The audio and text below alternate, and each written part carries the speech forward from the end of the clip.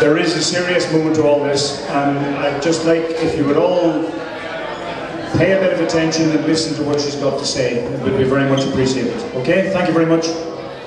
Wendy.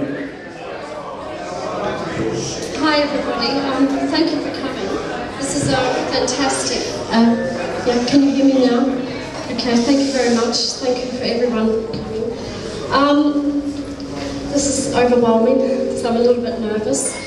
I would like to thank the Muscat Rugby Club for helping me and have this event here, and everyone else that's helped, the team of the Muscat Rugby Club.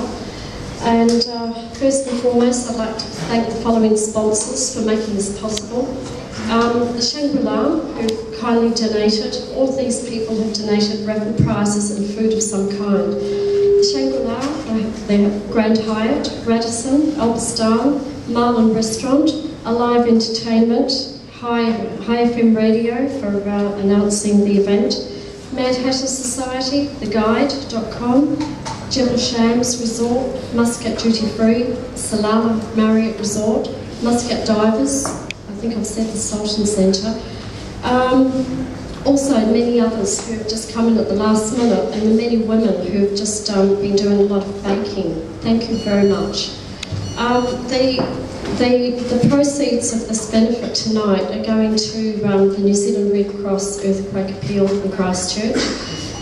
Since I started this about 3 weeks ago, we all know what happened in Japan. So there is a collection for Japan also, which is going to the same New Zealand Red Cross and the Japan Appeal. Ironically, Japan and New Zealand are very good trading partners. So there's been quite a lot of, they've had more than a double whammy in that part.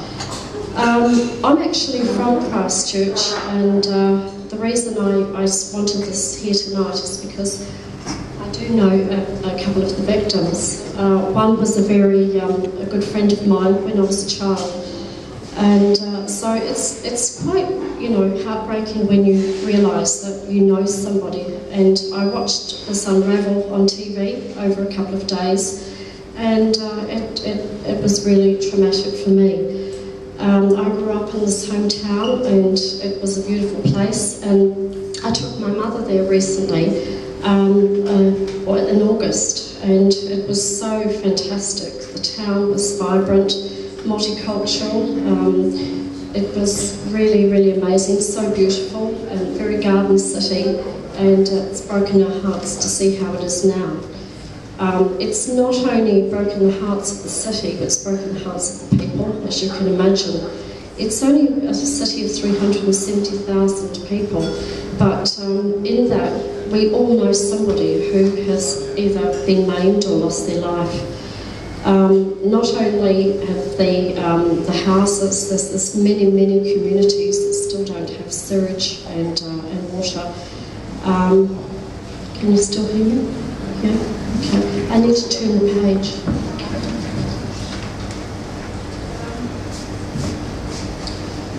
Well, confusion and disbelief as we watch that day. Many times we look on these events on television and we kind of think it's not going to happen to us, but this particular time it did. It wasn't a very high earthquake as we know on the Richter scale, but because of the intensity and because Christchurch has suffered more than 5,500 aftershocks since September the 4th, the intensity and the weakness of the buildings, the roads and the ground has caused mass liquefaction throughout the city.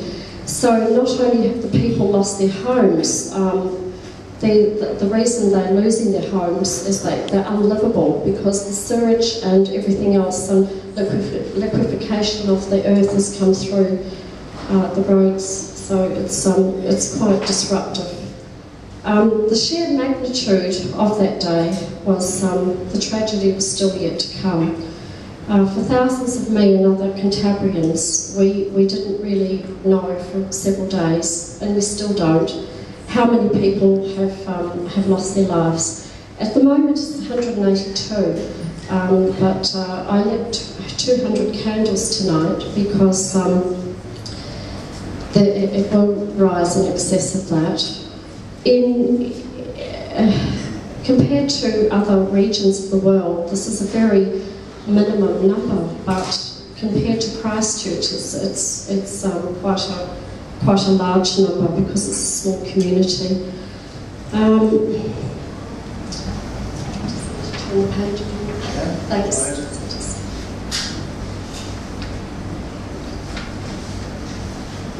As I said, I think I actually knew two of the victims, and another one was known to me just a few days ago.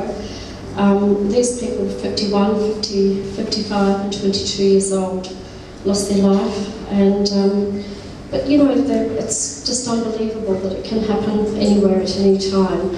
We lived in a country that we were told as children that it's an earthquake kind of country. We live on the Pacific Rim. But, and we were told as little kids to hide under the tables and do that sort of thing, but the sheer intensity of some of these earthquakes don't prepare you for anything.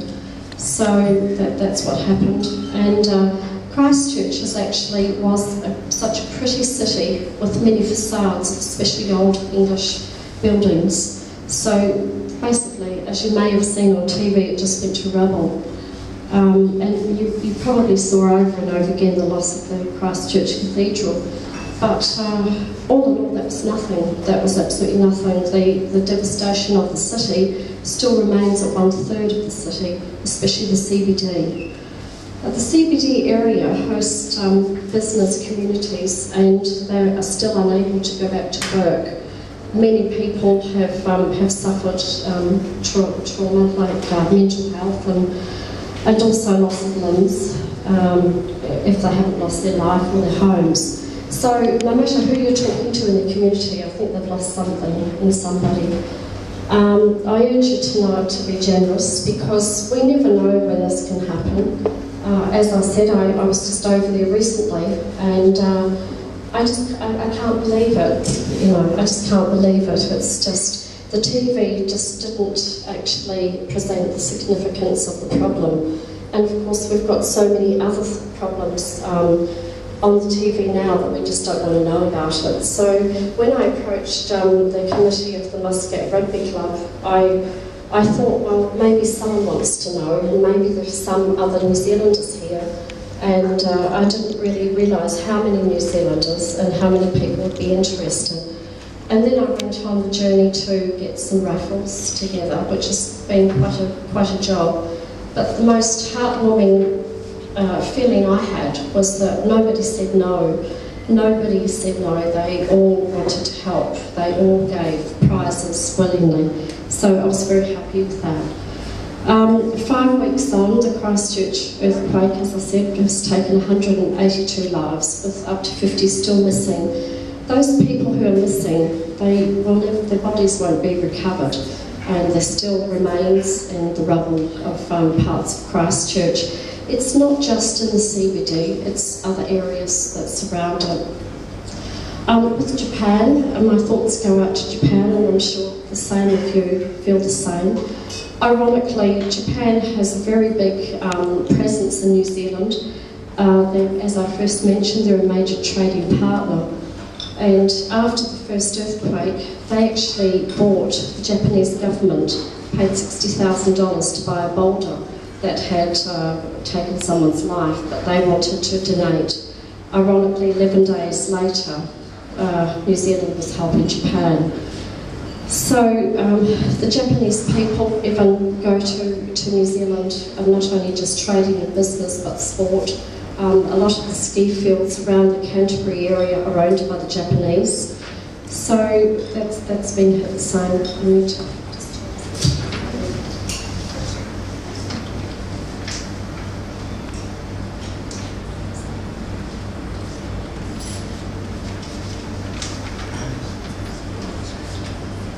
Speaking, can you hear me clearly now?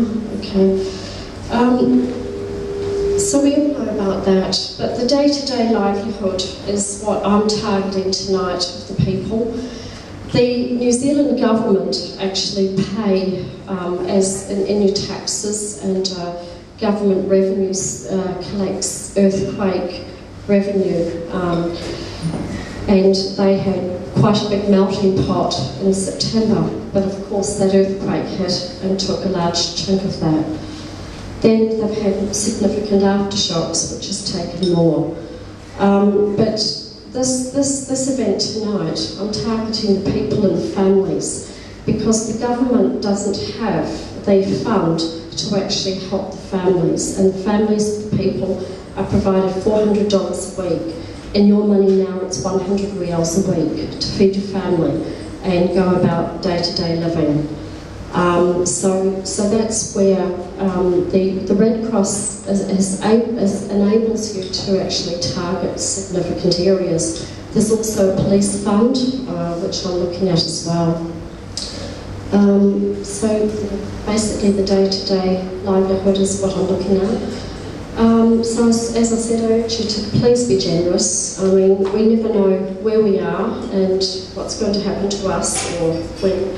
I mean, I want this to be a nice event, so let's have some fun, but let's remember the reason that we're here. 20 reals is nothing to go out and have a meal. 20 reals at the moment is $80 in New Zealand, and overnight these people have had to line up and queue for food, water. They have to go to the toilets at the end of the street with donations kindly from all over the world. But it's still not hitting what they need. And as I said, there is a box that we're collecting for Japan. So we all know what's happened to Japan, and that's really significant. So thank you everybody tonight. I really appreciate every one of you who's come. If I haven't mentioned you, I would like to say a heartfelt thanks. And especially thank you to Chris and Dale and Danny and all the guys here at the club. And all the women, as I said in the beginning, who've done baking, the Shangri-La, who's provided the desserts. Basically, and thank you for coming, because you're part of it, and I know that you'll help us out with this. We're going to follow this event now with a minute's silence for the 182 victims. Thank you.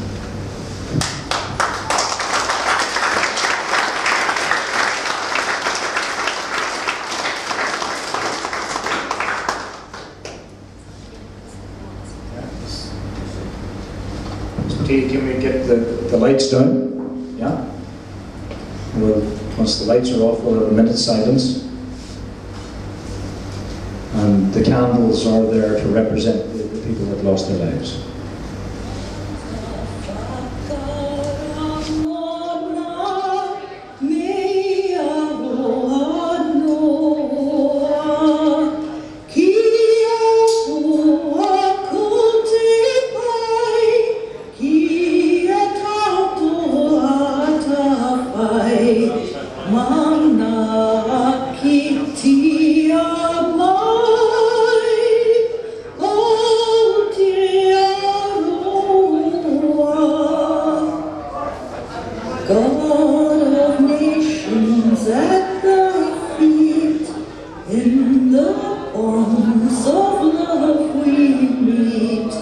Hear our voices, we